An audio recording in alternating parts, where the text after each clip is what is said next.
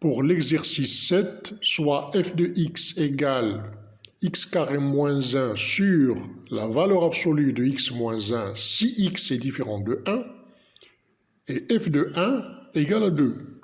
La question, étudier la continuité de f en x0 égale à 1. Quel que soit x appartenant à R moins 1, on calcule la limite à droite de 1, c'est-à-dire limite quand x tend vers 1 plus.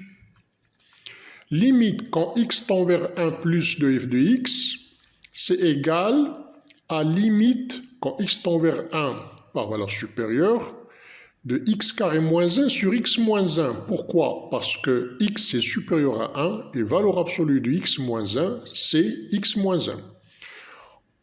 En appliquant l'identité remarquable au numérateur, on peut simplifier.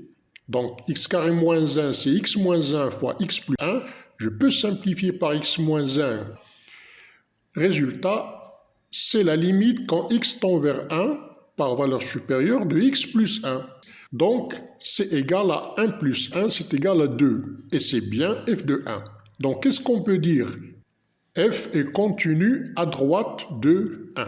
Maintenant, calculons la limite à gauche. C'est la limite quand x tend vers 1 par valeur inférieure de f de x, c'est-à-dire limite quand x tend vers 1 par valeur inférieure de moins x carré moins 1 sur x moins 1. Pourquoi j'ai ajouté ce moins?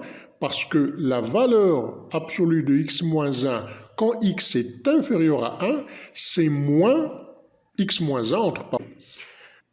Donc, après application de l'identité remarquable, en haut, on peut simplifier et on trouve limite quand x tend vers 1 par valeur supérieure de moins x plus 1 entre parenthèses. Et c'est égal à moins 2 qui est différent de f de 1. Donc, f n'est pas continu à gauche de 1, donc f n'est pas continu en x0 égale à 1. On dit que f est discontinu en 1.